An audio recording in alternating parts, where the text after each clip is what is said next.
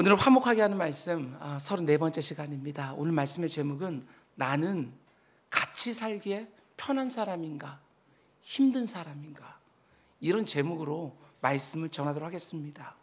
나는 같이 신앙생활, 교회생활 하기에 편한 사람인가 힘든 사람인가, 심지어 나는 부부생활을 하기에 편한 사람인가 힘든 사람인가. 스스로는 다 편하다 이 말하면 됐지 이렇게 생각할지 모르겠어요. 오늘 집에 가서 꼭 물어보시기 바랍니다. 내가 당신에게 편한지 힘이 드는지 꼭 물어보시기 바랍니다. 오늘과 다음 주일에는 이사야서 말씀을 함께 묵상하려고 하는데, 오늘은 예배에 대해서, 그리고 다음 시간에는 금식과 기도에 대해서 함께 생각해 보려고 합니다. 이사야는 주전 740년부터 700년까지 약 40년 동안 남유다에서 활동했던 선지자입니다. 남유다의 우시야 왕 때 사역을 시작해서 요담, 아하스, 히스기야에 이르길 때까지 총 4명의 왕이 통치할 때 활동했던 선지자가 바로 이사야지요. 전승에 의하면 우시야 왕의 먼 친척이라고 알려지고 있는데 명확한 증거는 없습니다. 그런데 6장에 보면 이사야가 성전에 들어가서 하나님의 소명을 받는 유명한 장면이 나오는데, 그런 면에서 보면 이사야는 제사장 출신의 선지자였다는 것은 틀림없어 보입니다. 제사장 출신이었기 때문에 예배나 금식이나 기도와 같은 종교적인 의식에 대하여 좀 더 많은 고민이 있지 않았을까, 이런 생각이 들기도 합니다. 이사야서의 중심 메시지는 남유다가 자기들의 죄로 인하여 하나님의 심판을 받게 된다 하는 것입니다. 하나님이 자신이 택한 백성인 남유다를 친히 심판하시겠다고 거듭거듭 선포하시는 것이지요. 근데 왜 자기 백성들을 심판하시느냐, 그 이유가 무엇인지 오늘 본문 10절은 이렇게 말합니다. 너희 소돔에 관원들아, 여호와의 말씀을 이제는 좀 들어라. 너희 고모라의 백성들아, 우리 하나님의 법에 이제는 좀 귀를 기울여 봐라. 지금 이사야 선지자가 예배하러 성전에 모여있는 이스라엘 백성을 향하여 뭐라고 부릅니까? 너희 소돔의 관원들아, 너희 고모라의 백성들아. 소돔이라고 부르고 고모라라고 부르는 거예요. 충격입니다. 이 말을 듣는 이스라엘의 관원들과 백성들이 얼마나 당황스럽고 충격을 받았을까. 소돔과 고모라는 역사 속에서 폭력과 죄악의 상징입니다. 하나님께 심판을 받아서 완전히 하루아침에 망해버린 대표적인 도시가 바로 소돔이고 고모라지요. 근데 이사야 선지자가 지금 하나님의 백성이라고 스스로 자부하고 거룩하고 성결하게 살고 있다고 스스로 자부하는 그 백성들을 향하여 역사 속에 있었던 가장 폐역한 이름으로 부르고 있는 거예요. 너희 소돔의 관원들아, 너희 고모라의 백성들아. 이스라엘 사람들이 듣기에는 도저히 견딜 수 없는 너무나 모욕적인 말을 이사야 선지자를 통하여 듣고 있는 것이지요. 여러분, 입장을 바꿔서 한번 생각해 보면 아주 실감이 납니다. 주일날 다른 데 안 가고 그래도 시간을 구별하여 하나님을 나름 예배한다고 스스로는 생각하고 이 자리에 앉아 있는데, 강단 위에 서 있는 설교자인 제가 여러분 한 사람 한 사람을 딱딱 쳐다보면서 마치 이사야 선지자처럼 너희 소돔의 직분자들아, 너희 고모라의 교인들아 하고 매섭게 소리친다면 여러분 마음이 어떻겠어요? 내가 일평생 어떻게 하나님을 섬기고 교회를 섬겨왔는데 나한테 그런 모욕적인 말을 어떻게 할 수 있냐고. 정말 난리가 나지 않겠습니까? 담임 목사 이제 바꿔야 된다고, 아니면 이제 더 이상 이런 교회 다니고 싶지 않다고. 이사야 선지자가 지금 이 말을 했을 때에 우리보다 더하면 더했지 덜 하지는 않았을 거예요. 그들은 정말 철저하게 하나님이 명하신 대로 산다고 스스로로 생각하고 있었으니까. 그럼 생각해 보셔야 됩니다. 왜 이사야 선지자는 그 백성들을 향하여, 그것도 하나님께 예배하기 위하여 모여있는 그 백성들을 향하여 소돔이라고 부르고 고모라라고 부르면서 그 모욕적인 이름을 사용하고 있는지, 그걸 생각해 봐야지요. 오늘 보면 11절에 15절 말씀 보면 그 이유가 이렇게 기록되어 있습니다. 여러분, 오늘 저는 설교에서 인용되어지는 모든 구절들을 세번역 성경으로 좀 여러분들에게 읽어드리려고 합니다. 그럼 좀 더 우리 마음 가운데 와 닿기 때문에 좀 쉬운 번역으로 여러분들에게 소개하려고 합니다. 지금 이사야 선지자를 통해서 드러나고 있는 하나님의 마음을 조금이라도 헤아리면서 한번 들어보십시오. 주님께서 말씀하신다. 무엇하러 나에게 이 많은 재물을 바치느냐? 나는 이제 수장의 번제물과 살진 짐승의 기름기가 지겹고 나는 이제 숫송아지와 어린 양과 수렴소의 피도 싫다. 너희가 나의 앞에 보이러 오지만 누가 너희에게 그것을 요구하였느냐? 나의 뜰만 밟을 뿐이다. 다시는 헛된 죄물 가져오지 말아라. 다 쓸모없는 것들이다. 분향하는 것도 나에게는 역겹고 초하루와 안식일과 대회로 모이는 것도 참을 수가 없으며 거룩한 집회를 열어놓고 못된 짓을 함께하는 것을 내가 더 이상 견딜 수가 없다. 나는 정말로 너희의 초하루 행사와 정한 절기들이 싫다. 그것들은 오히려 나에게 짐이 될 뿐이다. 그것들을 짊어지기에는 내가 너무나도 지쳤다. 너희가 팔을 버리고 기도한다 할지라도 나는 거들떠보지도 않겠다. 너희가 아무리 많이 기도한다 하여도 나는 듣지 않겠다. 너희 손에는 피가 가득하다. 정말 한마디 한마디가 너무나도 충격적인 거예요. 이스라엘 백성들이 온갖 종교적인 행위들을 하고 있지만 정작 하나님은 그 모든 것들을 보시면서 지겹다, 싫다, 쓸모없다, 참을 수 없다, 견딜 수가 없다, 심지어 역겹다, 거들떠보지도 않겠다. 정말 충격적인 말씀을 하는 거예요. 사랑과 긍휼에 한이 없으시고 아무리 악한 자들에게도 오래 참으시면서 돌이키기를 원하시는 그 온유하신 하나님이 이 정도로 말씀하시는 것을 보면 지금 마음이 정말 상하시는 거예요. 자기 백성들이 살아가는 모습을 보면서 참다 더 이상 참을 수가 없어서 그 상한 마음을 이제 막 쏟아놓기 시작하는 것입니다. 그리고 이것이 바로 너희들이 망하는 이유라고 말씀하시는 것이죠. 여러분, 이스라엘은 하나님께 예배하기 위해서 모인 제사 공동체, 얼마든지 그렇게 말할 수 있습니다. 그들의 삶에는 제사가 넘쳐났고 재물도 넘쳐났던 거예요. 결코 모자라지 않았습니다. 날마다 제사가 행해지고 날마다 엄청난 양의 재물들이 드려지고 있어요. 그들이 애굽 땅에서 노예로 있을 때 그들을 건져내면서 그 가운데 속에 너희는 나를 예배하는 백성이라고, 그것을 이유로 애굽을 나가야 되는 그런 근거를 마련해 주셨지요. 근데 하나님은 그 제사 공동체에 드려지는 제사를 보면서 지겹다 말씀하시는 거예요. 너희들이 드리는 제사에 한마디로 질려버렸다. 너희들이 드리는 제물 하나도 기쁘지 않다. 너무나도 역겹기까지 하다. 이렇게 말씀하시는 거예요. 그렇다고 이스라엘 백성들이 율법이 정한 대로 제사를 안 드린 것은 절대로 아닙니다. 어떤 면에서는 율법이 정한 것보다 더한 열심을 가지고 제물을 드리고 제사를 드리는 거예요. 우리식으로 말하게 되었으면 주일 예배만 안 빠지고 나와도 좋은 신앙인, 이런 소리를 듣기도 하는데 수요 예배도 나오고 금요일 저녁에도 나오고 새벽 기도에도 나오고 모든 모임의 자리에 한 번도 안 빠질 정도로 열심을 냈다는 것이죠. 그러니까 제사 자체에, 제물 그 자체에 문제가 있는 것은 절대로 아니었다는 것이죠. 그러면 그렇게 열심을 가지고 제물 드리고 제사를 드릴 때 그럼 그들이 기대했던 것은 무엇이었을까? 제가 생각할 때는 하나님의 죄사한 은총으로 말미암아 풍요의 축복을 기대하지 않았을까? 하나님 복 주시기를, 자기들이 손으로 하는 일에 넘치는 복이 부어지기를 기대하면서 온갖 제사와 그 무수한 제물을 드렸던 것이지요. 그런데 그들의 기대와는 달리 하나님이 그들의 제사와 제물을 단호하게 거절하는 것입니다. 아니, 거들떠 보는 것조차도 싫다고 지금 말씀하시는 거예요. 자기들은 최선을 다해서 제사를 드리고 있다고 생각하는데 하나님은 너희들이 드린 제사와 제물 나는 조금도 관심이 없다, 고개를 절레절레 흔드시면서 단호하게 거절하시는 거예요.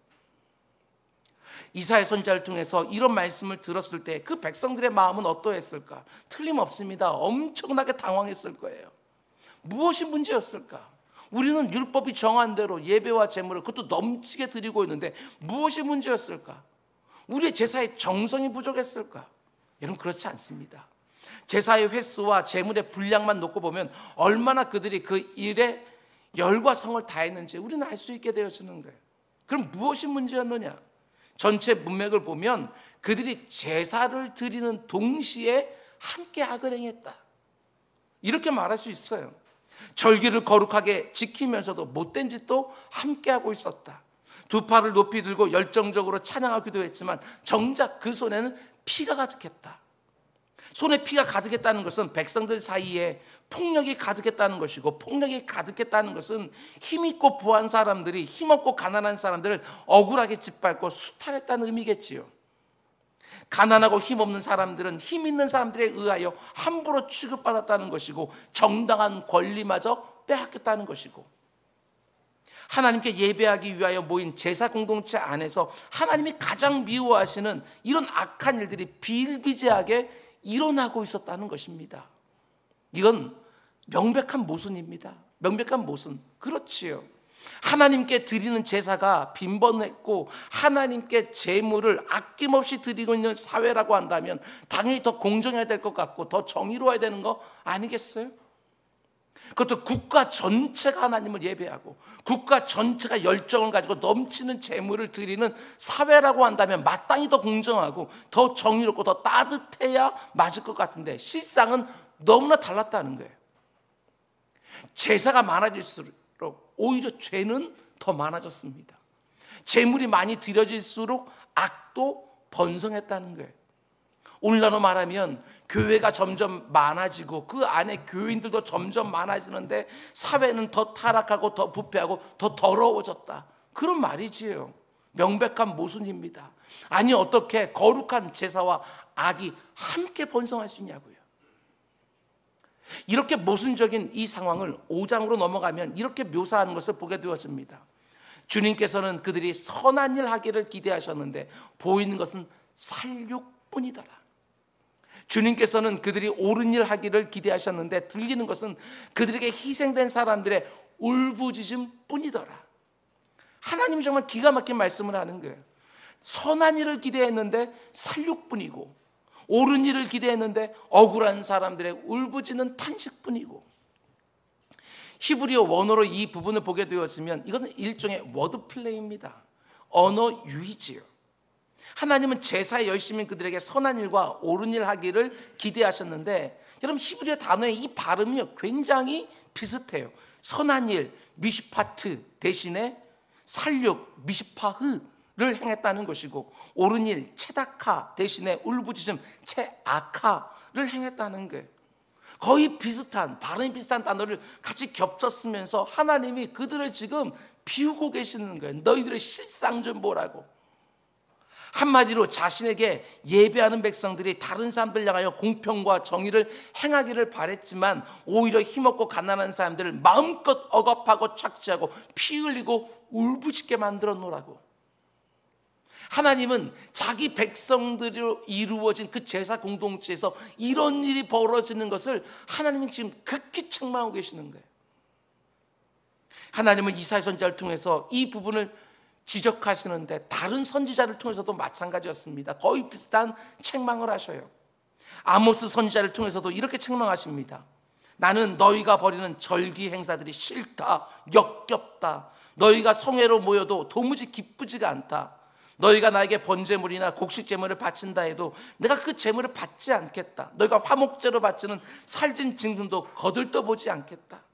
시끄러운 너희 노랫소리를 나의 앞에서 집어치워라. 너희 검은 것 소리도 나는 듣지 않겠다. 너희는 다만 공의가 물처럼 흐르게 하고 정의가 마르지 않는 강처럼 흐르게 하라. 이 유명한 말씀을 이런 맥락에서 하시는 거예요. 거룩한 성회로 모여서 하나님께 제사를 드리는데 하나님이 싫답니다. 역겹대요. 조금도 기쁘지 않대요. 절기 때마다 성전에서 그 웅장한 성가대에 아름답고 멋진 찬양이 그것도 온갖 악기들과 함께 울려 퍼지는데 하나님은 그걸 시끄럽대요. 그러면서 이렇게 말씀하십니다.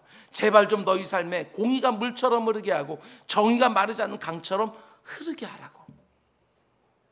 하나님은 호세아 선지자를 통해서도 이렇게 책망하셨습니다. 내가 바라는 것은 변함없는 사랑이지 제사가 아니다. 불살라 바치는 제사보다는 너희가 나 하나님을 알기를 더 바란다. 내가 너희들에게 진짜 바라는 것은 사랑이라는 거예요. 내가 진짜 기뻐하는 게 뭔지 그것 좀 알았으면 좋겠다고. 그저 형식적으로 의무적으로 드리는 제사가 아니라 나를 사랑하여 기쁨으로 자원하여 드리는 제사, 그걸 원한다고 말씀하시는 것이지요. 말라기 선지자를 통해서는 또 이렇게 말씀하십니다. 나 만군의 주가 말한다. 너희 가운데서라도 누가 성전문을 닫아 걸어서 너희들이 내 제단에 헛된 불을 피우지 못하게 하면 좋겠다. 나는 너희들이 싫다. 앞에서는 제사와 제물이 싫다고 했는데 아니 너희들 자체가 싫다. 나 만군의 주가 말한다. 너희가 바치는 제물도 이제 나는 받지 않겠다. 너희들이 싫은데 너희들이 드린 제물, 그거 아무 의미 없다는 것이지요. 마치 창세기 4장에 나오는 것처럼 가인과 그가 드린 제물을 하나님 받지 않으셨다 이렇게 말하는 것은 그 제물 자체에 문제가 있는 것이 아니라 가인 자체에 문제가 있다는 걸 강조하고 있는 것처럼, 하나님은 지금 이스라엘 백성들을 바라보면서 너희들 그런 제물 가져와 봤자 무슨 소용이냐, 너희들이 싫은데. 하나님 마음이 상하시는 거예요. 충격적인 말씀입니다. 이 말 듣는 이스라엘 백성들도 큰 충격을 받았을 거예요. 여러분, 제사라는 것은 죄인된 인간이 거룩하신 하나님께 나아가는 유일한 방법이에요. 유일한 방법. 범죄한 죄인이 제물을 들고 가서 그 가운데 속에 그 제물에다가 나의 모든 죄를 전가시키고 그 하나님께서 그 제물을 받으시면서 그 의의 전가가 내게 이루어지면 다시 깨끗해서 내가 죽지 않게 되어지는 것, 하나님과 화목한 관계를 이루는 것. 그래서 제사라고 하는 것은 하나님께 죄인들이 나아갈 수 있는 유일한 방법이에요. 그 제사가 없이는 인간의 죄가 사해질 수도 없는 것이고 하나님과 화목한 관계도 이룰 수가 없는 것이지요. 그런데 하나님이 너희들의 제사와 제물을 더 이상 받지 않겠다고 충격적인 선언을 하시는 거예요. 하나님이 제사와 제물을 더 이상 받지 않으신다? 그럼 이제 이스라엘 백성은 하나님 앞에 나아갈 수가 없어요. 하나님으로부터 오는 각양 좋은 것들을 받기 위해서는 반드시 그분과 화목한 관계 안에 있어야 되는데 죄사할 방법이 없으니까 죄가 그대로 남아있는 거예요. 죄가 계속 쌓여가는 것이지요.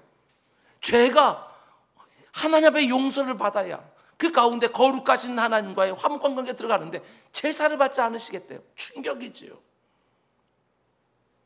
근데 너무 놀라운 것은 하나님이 지금까지 나는 너희들이 싫다, 당연히 너희들이 드리는 제사와 제물 지겹다, 쓸모없다, 참을 수 없다, 거들떠보지 않겠다, 역겹다 이렇게 말씀하심에도 불구하고 이제 너희들과 나는 아무런 생각도 없다 하고 관계를 단절하시는 것이 아니라 어떻게 하셔요?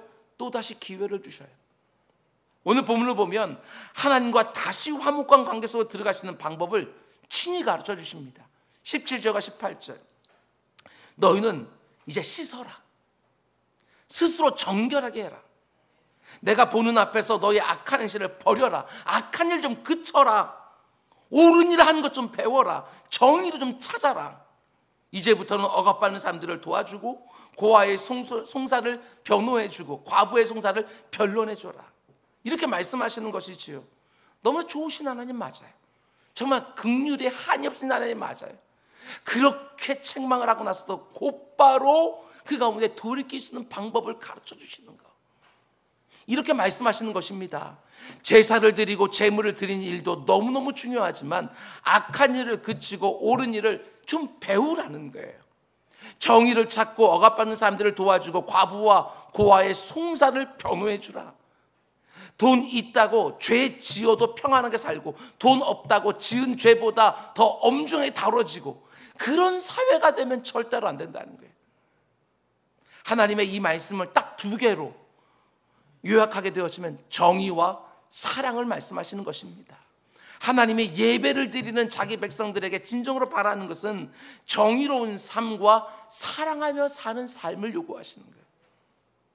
이사야 선지자와 같은 시대에 활동을 했던 미가 선지자를 통해서도 하나님은 똑같은 말씀을 하십니다. 너 사람아, 무엇이 착한 일인지를 주께서 이미 말씀하셨다. 주님께서 너에게 요구하시는 것이 무엇인지도 이미 말씀하셨다. 오로지 공의를 실천하며 인자를 사랑하며 겸손히 하나님과 함께 행하는 것이 아니냐. 하나님이 자기 백성들에게 원하시는 것은 많은 재물을 가지고 와서 성대한 제사를 드리는 그 자체가 아니라는 것입니다. 자기들이 예배하는 그 하나님 앞에 깨끗한 양심을 가지고 일상을 살아가는 것, 그게 바로 하나님의 기대였고 하나님의 바람이었다는 거예요. 예배를 드렸다고 한다면 예배 드린 자답게 일상을 살아가는 것. 근데 너희는 예배는 아주 경건하게 내가 율법에 명한 것보다 더 성대하게 제사를 드리고 제물 드리고 있지만 너희들의 일상은 내가 원하는 것과 거리가 너무 멀지 않느냐. 어떻게 내 백성이 살아가는 사회에서 이런 일이 벌어질 수 있느냐. 이 말씀을 하시는 것이지요. 그렇게 깨끗한 양심을 가지고 일상을 살아가다가 죄를 지었으면 죄를 지었다고 하나님 앞에 정직하게 고백하고, 말씀대로 살지 못했으면 말씀대로 살지 못했다고 눈물로 고백하면서 그 상한 마음으로 주님 앞에서 예배하는 것, 하나님 그걸 기대하셨던 거예요. 상한 마음, 이게 핵심입니다. 오늘 우리가 이렇게 많은 분들이 모여서 같이 예배를 드리고 있지만 지금 예배를 드리면서 우리가 정직하게 예배를 드리게 되어지면 정말 가슴을 치며 통회하며 깨어진 마음을 가지고 예배 드리는 게 너무너무 마땅해요. 왜? 지난 한 주간 동안 말씀대로 못 산 게 틀림없으니까. 우리 모두가 다 어머니 못해서 죄인으로 태어나서 정말 살면 살수록 죄만 더하며 사니까. 지난주에 예배를 드리면서 우리가 받은 말씀대로 내가 그대로 살지 못한 것이 너무나도 분명한 것 내가 알고 있으니까 하나님 앞에 나오면서 부끄럽고 면목 없고 송구스럽고 그래서 가슴을 치면서 하나님 또 실패했습니다. 또 말씀대로 살지 못했습니다. 그 상한 심령으로 드려지는 예배가 여러분 진짜 예배가 되어지는 것이지요. 내가 맨 처음에 구원받을 때 회개라는 것 한번 해보고 일상을 살아가면서 회개가 전혀 없다고 하면 그 가운데 속에 나는 죄를 전혀 짓지 않고 오늘을 살고 있다는 말인지, 아니면 회개하지 않아도 하나님께서 알아서들 그냥 깨끗하게 해주고 계신다는 의미인지 우리는 정말 돌아봐야 되는 거예요. 그래서 다윗은요 시편 51편에서 이렇게 고백합니다. 개역경전으로 보게 되었으면 하나님께서 구하는 제사는 상한 심령이라. 하나님께 정말 너희들에게 보기를 원하는 그 예배는 상한 심령으로 드려지는 예배다. 하나님이여 상하고 통회하는 마음을 주께서 절대로 멸시하지 않는 줄 내가 아나이다. 이 고백은 하는 거예요. 다윗의 고백이 정확해요. 참된 예배 안에는 반드시 나의 상한 마음이 들어갈 수밖에 없는 거예요.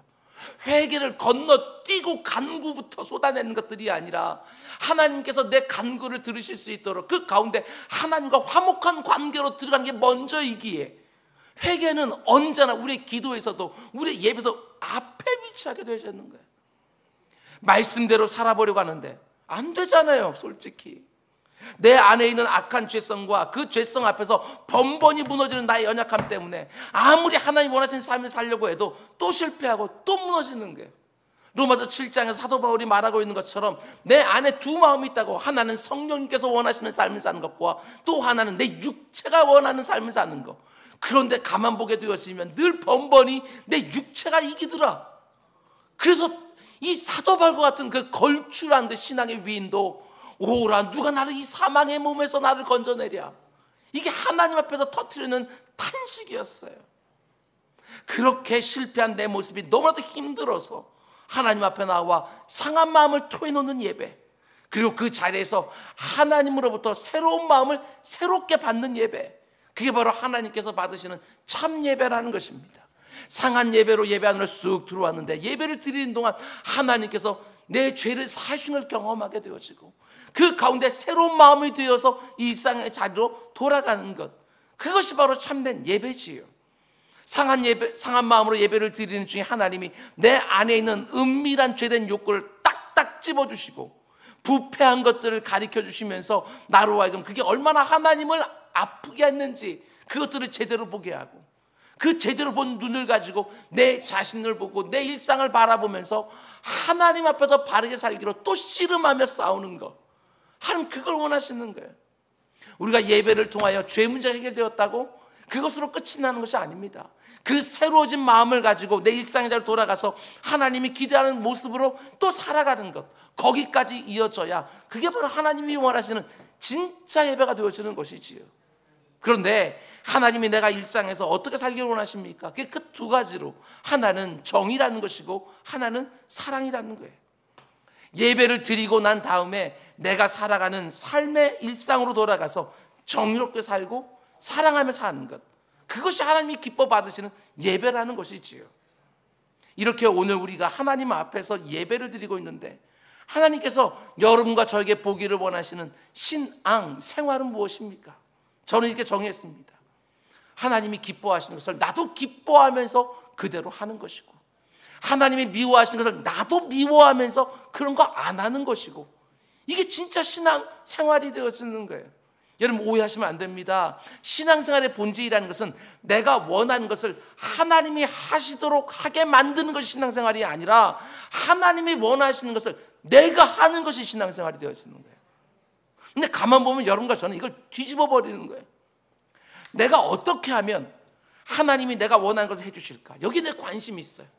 내가 어떻게 하면 여기에 예배도 들어가고 봉사도 들어가고 기도도 들어가고 말씀 묵상도 들어가고 내가 어떻게 하면 하나님이 내가 원하는 걸 해주실까? 여러분, 무게중심이 지금 다른 데 있는 거예요. 내가 어떻게 하면 하나님으로 하여금 내가 원하는 것을 하시도록 시킬 수 있을까? 그 당시 이스라엘 백성들의 관심이 여기 있었다는 것입니다. 미가 선지자는 그 당시에 이스라엘 백성들이 예배로 나올 때 어떤 마음으로 나왔는지 이렇게 고발합니다. 내가 무엇을 가지고 하나님 앞에 나아가며 높으신 하나님께 예배할까? 내가 번제물로 1년 된 송아지를 가지고 그 앞에 나아갈까? 여호와께서 천천의 수양이나 만만의 감 같은 기름을 기뻐하실까? 내 허물을 위하여 내 맏아들을 드리면 어떨까? 내 영혼의 죄로 말미암아 내 몸을 열매로 드리면 어떨까? 이게 바로 그 당시 예배하러 성전에 나오는 이스라엘 백성들의 모습이었다는 거예요. 뭘 가지고 하나님 앞에 나아가 예배할까? 이게 관심 있는 거예요. 그런데 미가 선지자가 뭐라고 말합니까? 사람아, 주께서 선한 것이 무엇임을 네게 보이셨나니 여호와께서 네게 구하시는 것은 오직 정의를 행하며 인자를 사랑하며 겸손하게 네 하나님과 함께 행하는 것이 아니냐. 그 당시 이스라엘 백성들은 예배의 자리에 나올 때마다 이 부분을 고민하는 거예요. 내가 무엇을 가지고 하나님 앞에 나아가야 하나님이 내 말을 들어주실까? 내가 무엇을 하나님께 드려야 하나님이 흡족하게 여기시고 내 소원을 들어주실까? 그걸로 고민을 하는 거예요. 무지한 것이지요. 하나님의 마음을 조금도 모르는 거예요. 물론 하나님의 백성들이 자기들이 섬기는 그 하나님께 무엇을 드릴까 하는 것을 고민하는 것은 너무너무 귀한 일이 틀림이 없어요. 주일마다 예배를 귀히 여기고 정성을 다해서 예물을 드리고 필요한 여러 곳에서 봉사하는 것은 틀림없이 귀한 거예요. 그러나 이사야 선지자가 지금 말하려고 하는 것은 그것이 귀하지 않다라고 말하는 것이 아니라 그게 전부가 아니다. 지금 그 말을 하고 싶은 거예요. 오늘 본문을 보면 하나님이 우리에게 진정으로 바라시는 게 무엇인지 친히 말씀해 주십니다. 17절, 옳은 일을 하는 것을 배워라. 정의를 찾아라. 억압받는 사람을 도와주어라. 고아의 송사를 변호해주고 과부의 송사를 변론해 주어라. 이런 말씀이지요.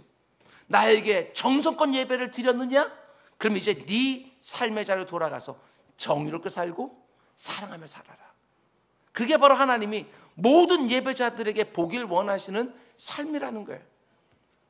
여러분, 아무리 그냥 우리가 상식적으로 생각해도 주일 예배, 주일날에 예배 한두 시간 드리는 것으로 내 신앙생활의 전부가 다 이루어지는 것일까?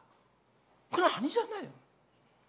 예배를 드리고 난 다음에 나의 모습, 그게 중요한 거 아니겠어요? 오늘 우리가 드리는 이 예배를 하나님께서 받아주셨느냐 안 받아주셨느냐, 이거는요 이 자리에서 판가름 나는 게 아니에요. 지금 여러분 보게도 요즘은 다들 경건하게 거룩하게 하나님께 다 예배하고 있잖아요. 이 자리에서 판가름이 안 나요. 그런데 이 예배를 드리고 난 다음에 나의 모습, 거기에서 내가 드린 예배가 진짜였는지 형식이었는지, 그게 거기서 가름나는 것이지요. 이렇게 말할 수 있습니다. 예배라는 의식과 일상이라는 삶, 이 두 가지가 합쳐져야 그 가운데 진정한 예배라고 하나님은 인정해 주시는 거예요. 우리가 드리는 예배를 온전하게 만들어주는 것은 우리가 가지고 오는 재물이 아니에요. 그 재물을 준비하는 예배자의 일상이 중요한 거예요. 그 예물을 준비하는 일상. 한 주간 동안 엉터리로 살다가 주일날 하루를 경건한 모습으로 아무리 보낸다고 해도 그게 하나님 앞에 무슨 의미가 있을까? 한 주간의 삶을 하나님의 기대와는 전혀 동떨어져 있는 그런 삶을 살고 있다면 예배하는 날에 우리가 하나님께 무엇을 가지고 나오든 그게 어떻게 하나님께 기쁨이 되는 재물이 될 수 있겠나, 이 말이지요. 반대로 이런 점도 생각해 보셔야 돼요. 일상의 경건한 삶이 공적이라는 예배의식을 대체할 수 있을까? 제가 일부러 이런 말씀을 드려요. 왜? 이런 사람들이 좀 점점 많아지니까. 다 일상 가운데 속에 성경대로 살기 위해서 예배도 드리는 거 아니냐, 이렇게 말하면서 공적인 예배는 폄훼버리고 일상 가운데 성경적으로 살고 있느냐 아니냐, 이것들을 가지고 더 중요하게 말하면서 나는 주일날 예배는 안 가지만 그러나 성경대로 일상을 산다, 이렇게 말하는 사람들이 점점 많아지거든. 어떻게 생각하세요? 바르게 살고 있으면 주일에 드리는 그 공적인 공동체 예배는 안 드려도 된다, 필요 없다는 것인가? 아니요, 그것도 아주 심각하게 오해한 거예요. 하나님이 기뻐하시는 예배는 이런 것입니다. 잘 들으십시오. 일상에서의 삶이 집약되어있는 형태로 드려지는 공적 예배. 내가 한 주간 동안 살았던 일상의 삶이 농축이 되어서 그것이 주일 예배로 터져지는 거예요. 그렇게 예배를 드리고 난 다음에 그 예배는 다시 일상의 삶을 바로잡아주고 새롭게 해주고 힘을 더해주고, 이게 선순환이 이루어지는 것이지요. 일상의 삶이 농축되는 형태로 드려지는 그 예배를 하나님이 원하시는 것입니다. 한 주간을 살아가면서 내가 하나님이 원하시는 삶을 살기 위하여 어떤 수고를 했고 어떤 싸움을 했는지, 어떤 데서 성공했고 어떤 데 실패했는지, 내가 살아갔던 삶을 그 꽉꽉 농축시켜서 드리는 그 공동체 예배, 그게 바로 하나님께서 여러분과 저에게 원하시는 예배의 모습이라는 것이고, 그렇게 공동체 예배를 드릴 때 그 자리에 임재하신 하나님의 말씀과 도전과 응원과 격려를 받고 또다시 시작되어지는, 하나님이 나를 보내신 곳에서 하나님 나에게 맡겨주신 그 일들을 잘 감당하는, 하나님이 원하시는 모습으로 감당하는 그 모습까지 더해져야 그 예배가 이루어진다, 이렇게 말하는 것이지요. 다시 말씀드립니다.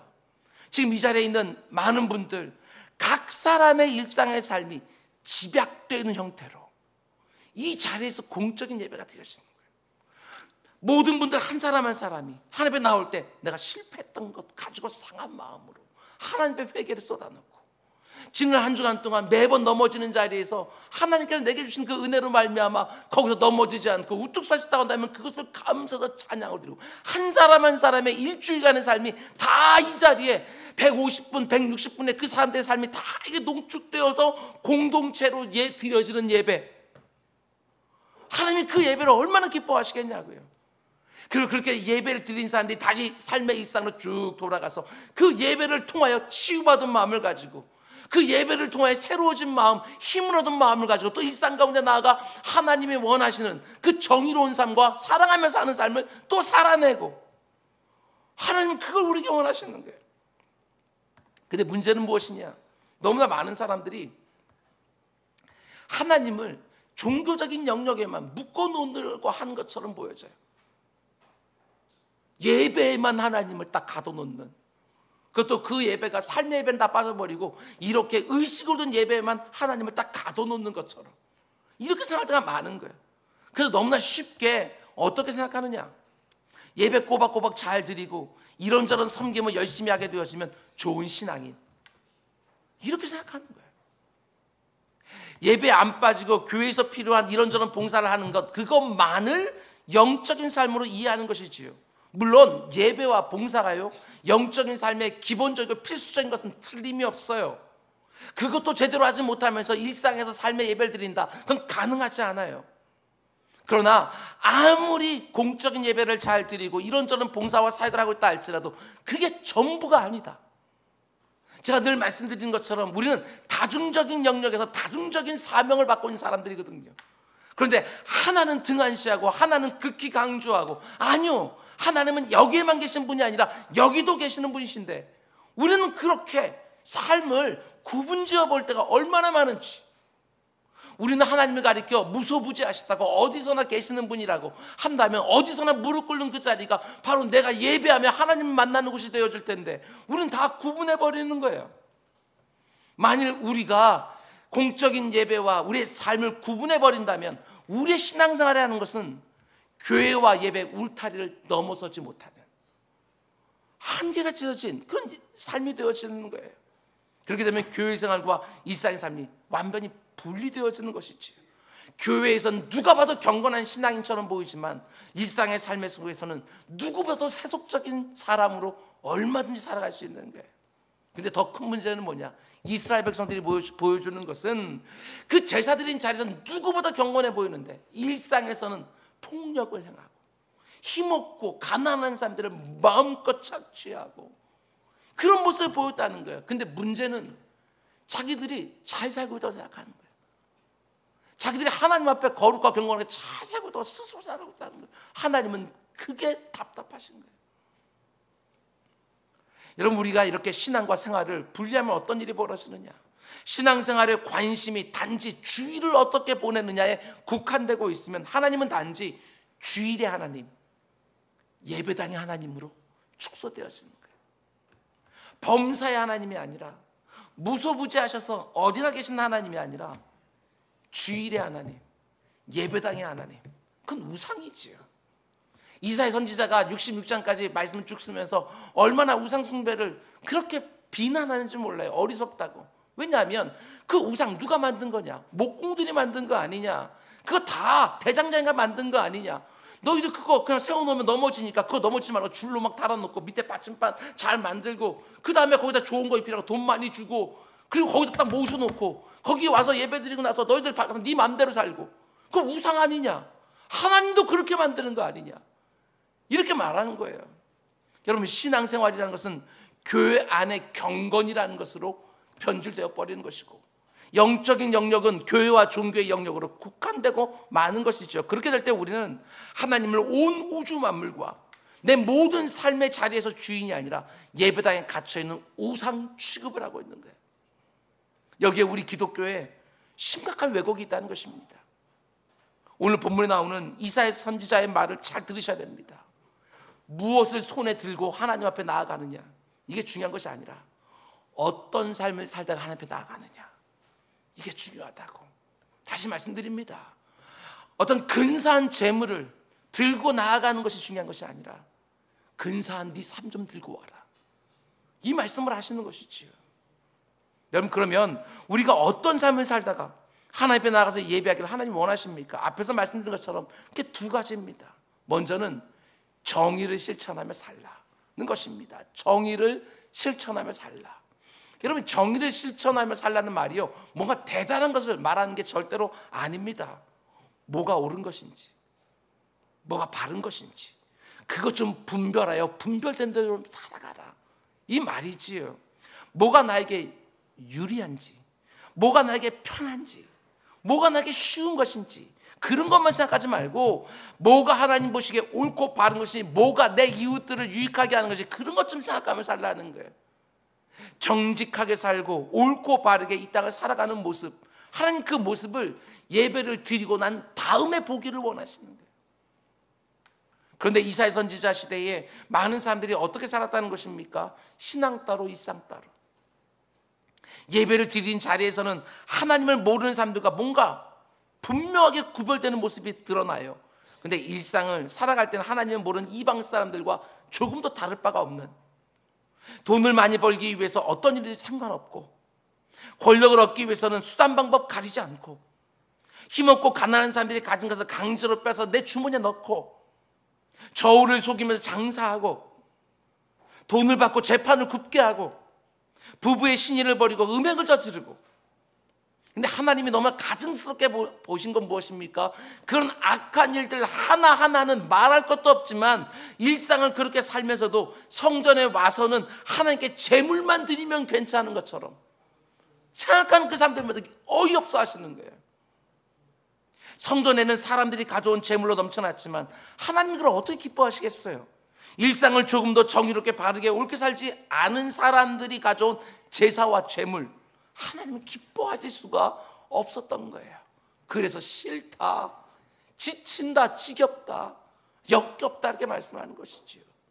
물론 우리의 의지가 약하고 믿음이 부족해서 정의롭고 옳고 바르게 사는 일에 우리 늘 실패합니다. 그건 좀 차원이 달라요. 이건 연약함이라고 말해요. 악함이 아니라 정말 그렇게 살기를 원했는데 그게 못 살았어요.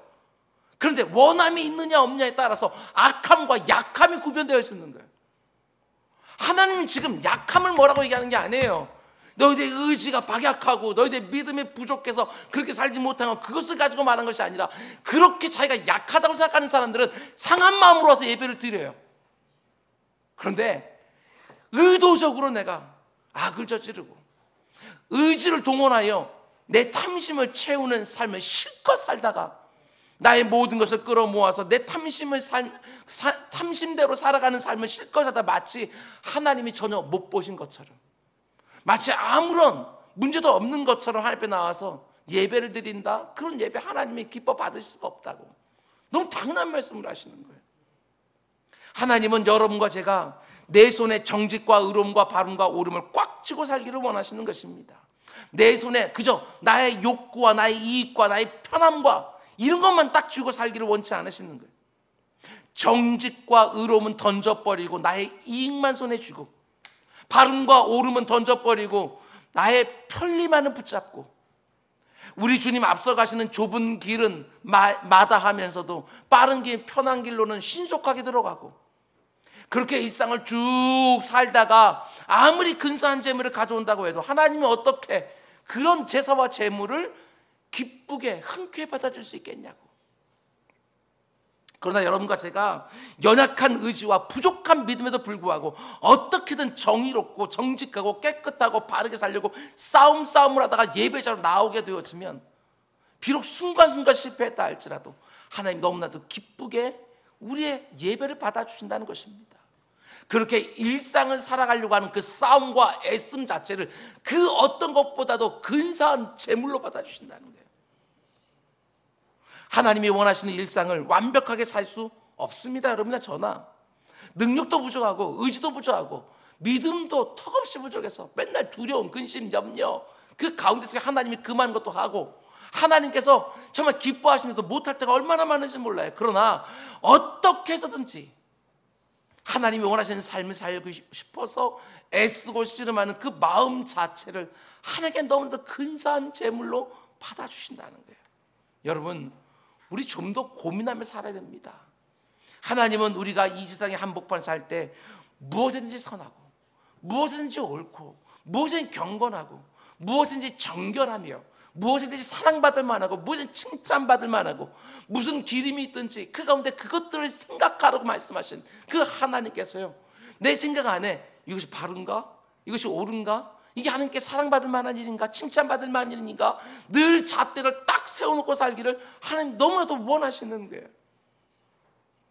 요즘 우리 사회에서 기독교가 천대를 받습니다. 무시를 받지요. 왜 그렇게 되었을까?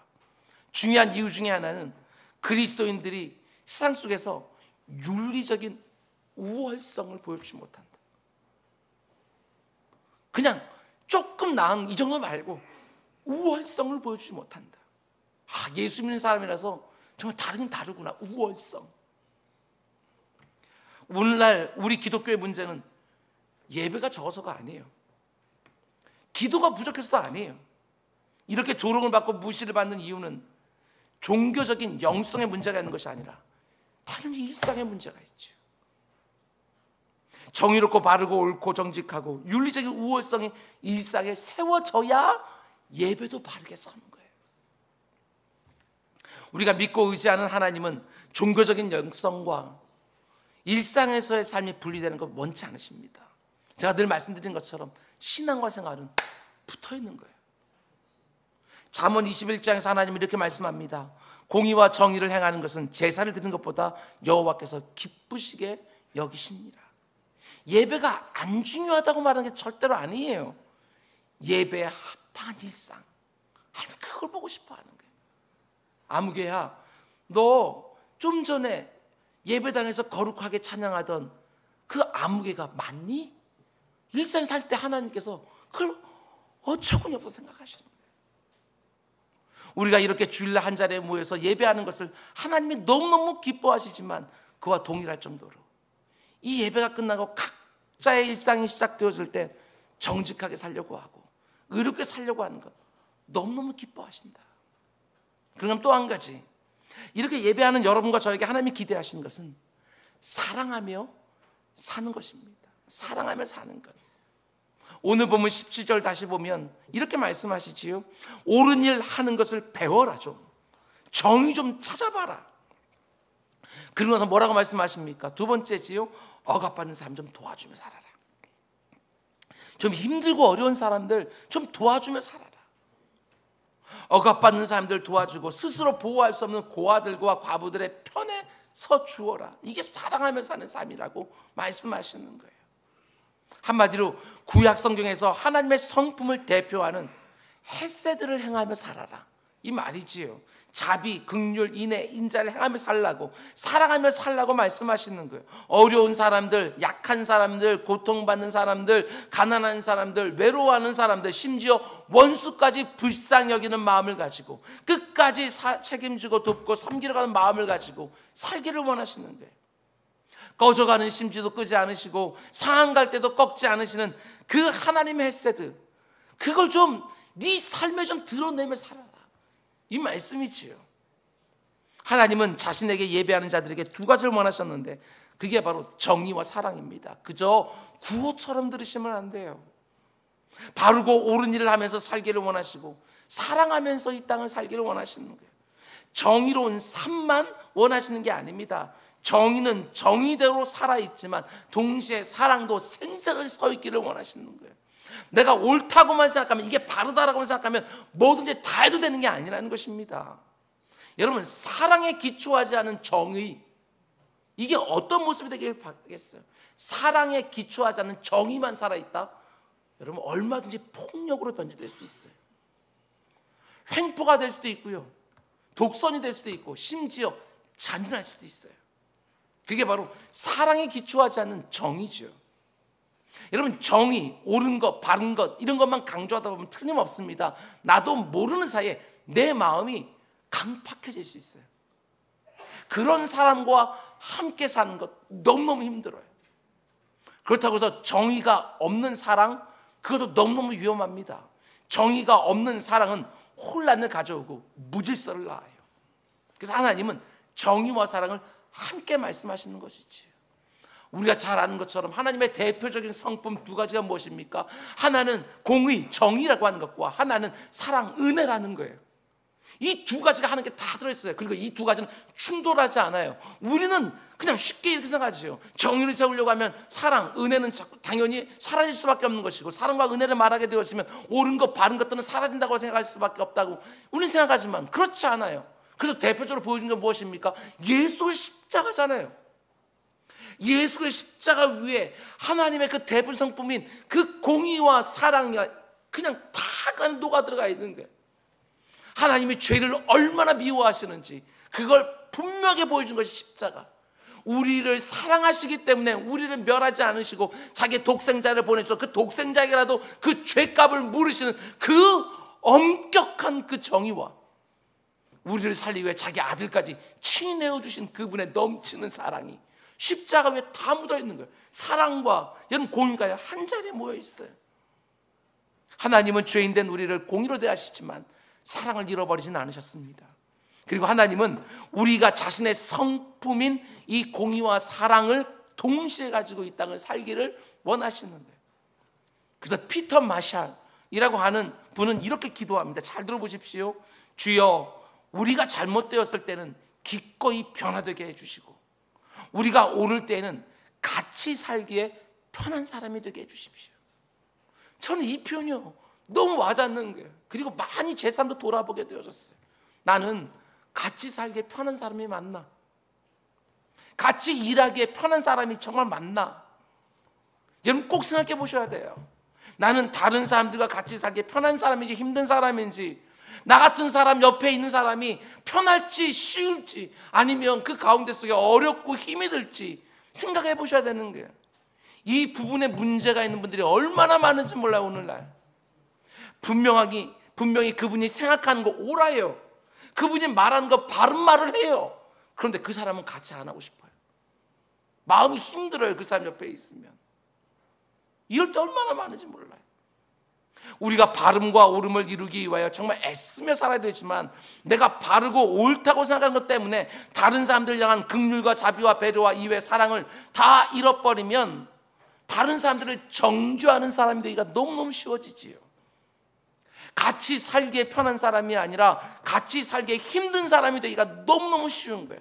그래서 피터 마샬이 기도합니다. 하나님, 내가 잘못되었을 때는 기꺼이 나를 바꾸게 해주시고 내가 오를 때는 같이 살기에 편한 사람이 되게 해주십시오. 지금 내가 옳다고 생각하십니까? 뭔가 갈등이 생겼는데 아무리 옳다고 해도요, 절대로 사랑과 긍휼, 그분의 헤세드를 잃어버리지 마십시오. 헤세드를 잃어버린 순간 그 오름은 다른 사람들을 죽이는 자기 의로 변질되기가 너무너무 쉽습니다. 그게 바로 바리새인들의 의였지요. 내가 옳다고 생각하면서 끊임없이 다른 사람들을 판단하고 정죄하고 심판했어요.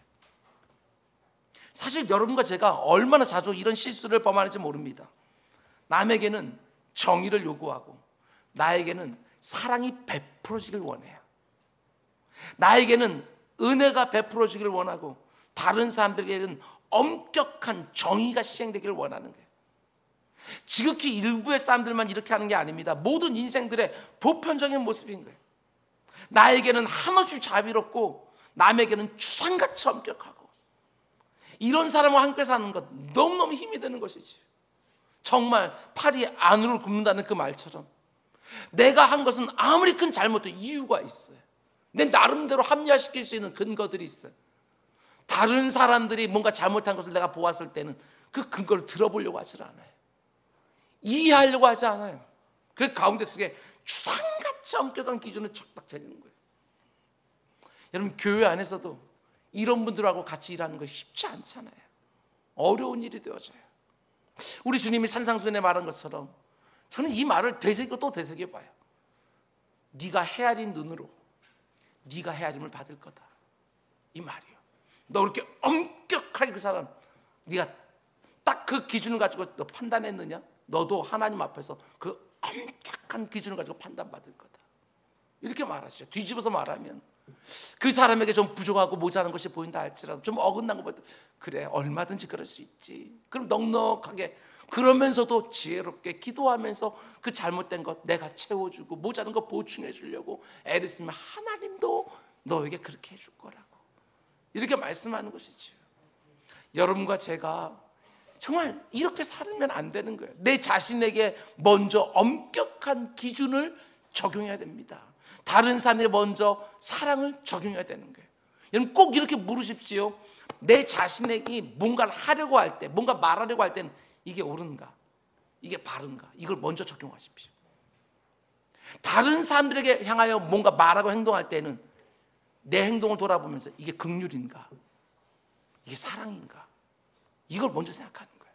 다시 말씀드립니다. 내 자신의 말과 행동을 놓고서는 이게 바른가 옳은가, 이걸 먼저 질문하는 것이고, 다른 사람들 향해서는 내가 지금 하려고 하는 것이 이게 은혜인가, 이게 사랑인가, 배려인가, 이해인가, 이걸 먼저 생각하는 것이고, 정의를 행하면서 동시에 인자하고 자비롭고, 여러분 따뜻한 사람이 되어야 됩니다. 그 사랑이 있을 때 정의가 시행되어도요 상처를 안 받아요. 사랑이 있을 때 정의가 시행돼도 상처가 안 돼요. 그렇게 우리 그리스도인들이 이 땅을 살아갈 때 이기적이란 말, 위선적이란 말 좀 덜 듣게 되어지는 것이죠. 정의와 정직과 바른과 옳음이 생생하게 살아있고, 은혜와 자비와 긍휼과 이해가 동시에 행해지는 일상의 삶을 열심히 살아가다가 하나님 앞에 나와서 예배하고, 그 예배를 통해서 또 힘과 의지를 얻어서 일상의 삶을 또 나아가서 정의와 사랑을 행하며 살고, 그게 바로 하나님이 여러분과 저에게 원하시는 참된 예배라고 말씀하시는 것입니다. 정의는 내 삶에 먼저 적용하시고, 사랑은 다른 사람들에게 먼저 적용하시고, 참 넉넉하지 않습니까? 그러면서 의식으로 드리는 공적 예배도 성공하고 삶으로 드리는 일상 예배도 성공하면서 하나님 보시기 원하시는 참된 신앙과 바른 생활, 우리에게 꼭 드러나게 되기를 주님의 이름으로 축원드립니다. 기도하겠습니다. 사랑의 주님, 얼마나 우리가 엉터리 같은지, 다른 사람들에게 그렇게 엄격하게 정의를 요구하면서도 내 자신을 보면서는 한없이 이해받기를 원하고, 다른 사람들이 은혜로 사랑으로 대해주길 원할 때가 얼마나 많은지, 내 주 아버지, 이 얄팍한 우리의 영성 하나님께서 오늘 말씀을 통해서 보여주셨사오니, 내 주 아버지 하나님, 상하고 통회하는 마음으로 아버지 이 예배를 끝나기 전까지 아버지 그것들이 회개로 하나님 앞에 드려지게 하시고, 그리고 이 예배당을 나아가서는 지난주에 실패했던 아버지 그 삶의 자리에서 오늘 이 말씀을 들었으니 아버지 하나님 앞에 온전히 은혜로 말미암아 승리하는 삶을 살게 하여 주옵소서. 이 모든 말씀 예수님의 이름으로 기도드렸습니다. 우리 옆 사람들과 한번 이렇게 한번 물어볼까요? 신뢰가 안 되는